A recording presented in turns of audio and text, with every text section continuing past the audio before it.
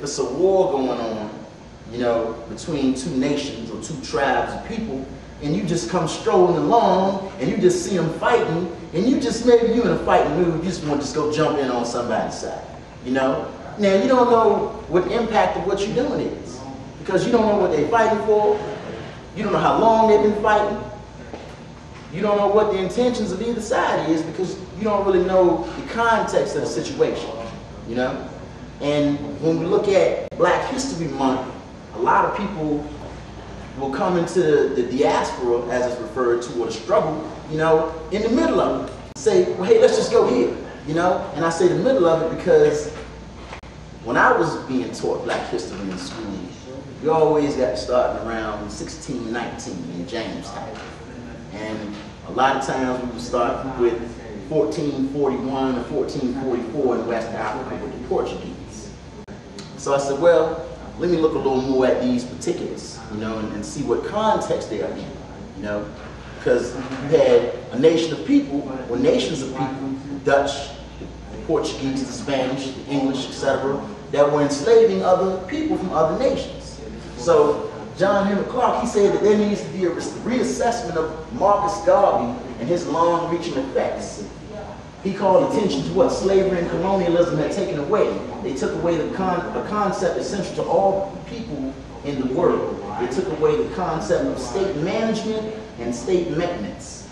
Once you are taken from the geography of your origin and forced to live in a state designed by others, you're still the slave to the man who's astute enough to control the container called the state.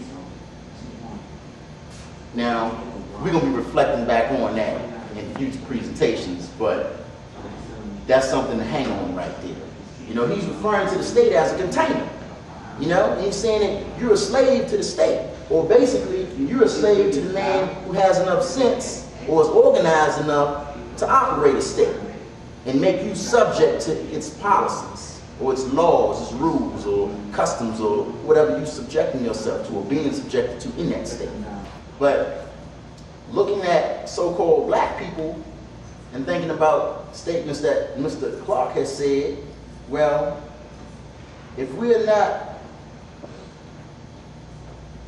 a general Black, you know, then what are we? You're French, correct? I'm from Africa too, though. You're from Africa. You wouldn't think, you wouldn't look at me like she's not from Africa, but my parents are from Africa, and I have my origin as an African. Which country? Do you mind if I ask? Algeria. Algeria. Which is in North Africa, which is part of Africa. So you know all about the Moors. Yeah, I do know. Yeah, that's great. You know, so you see how where the Moors go and where the Black people come from. You know, why is it that these people here don't have a nationality, but everybody else in the world does? They call them American. What Don King said.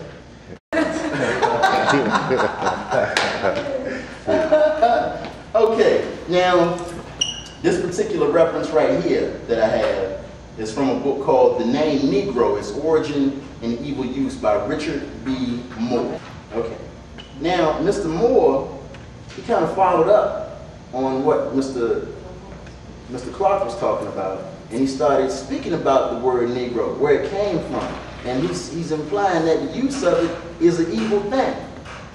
Now, Mr. Moore says the first use of the word Negro as a noun and name in relation to African people is to be traced back to the period after 1441, when the Portuguese explorers went down the African coast until they reached below the Senegal River. Now,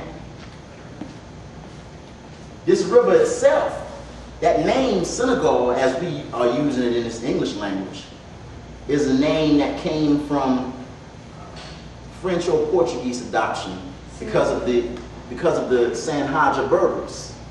And the Sanhaja Berbers, that's where you find the origin of this term, Senegal. Now, he goes on to say, if you consult a book like The Voyages of Cadamosto, an Italian navigator who took service under Prince Henry of Portugal in these expeditions, you will observe the book begins by referring to the land of the blacks of Lower Ethiopia. That whole strip across the bottom of there, they used to call it the Bilad al-Sudan. you know, in the Arabic language. The Arab, the land of Sudan, that's what it means. The land of Sudan. And that's all across. You see the Sudan, the modern day Sudan with these particular political geographical bounds, that's not the same Sudan. The Sudan that it was speaking about then stretches all the way across from where the modern Sudan is, all the way across into here, this area. Sudan is the biggest state in Africa. Yeah, got some size there. Doesn't look like Algeria too far behind. Yeah, we're behind them. Behind them. Okay. Just keep the map there so we can keep a little reference. Now, however, as the narrative goes along, this record of Catamosto suddenly shifts from the terms black or Ethiopians to Negroes and Negresses. This was done as soon as the translator reached the area from which the first slaves had been taken by the Portuguese. Similarly, in the Chronicles of Azuradas, so soon as the area south of the Senegal has been reached where the modern slave trade was begun by the Portuguese, the designation of the native Africans is changed from Moors or Azunegues to Negroes, which was later transposed into English as Negroes. So now we're beginning to see where this word come from. Because right now I've seen in the modern newspapers today, here in Virginia, they're talking about African American History Month. But it was Black History Month a couple of years ago. But when Carter G. Woodson founded it, it was Negro History Week. But all the people was calling themselves colored.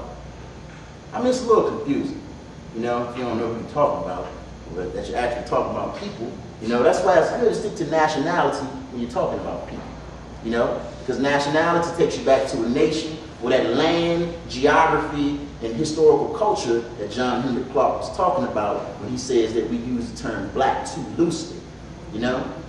Now, Italians, we know they come from where? Somewhere on that peninsula. An Algerian, we know, come from where? Right there in North Africa, you know. But black land, Negro. And I'm still looking for colored land on the map. So you mean, are they interpreting that word as a miscommunication word? Like when you say the translator came and tried to translate it into that word, or what is it? I will show you here. The particular object of this section is to talk about identity and how that relates to status. Your social status and your political status. Now, I'm going to get into how those terms, Negro and black, were applied and what status that they denoted in that type of application to the people. And of course, I have some more quotes to help me do that. I like quotes.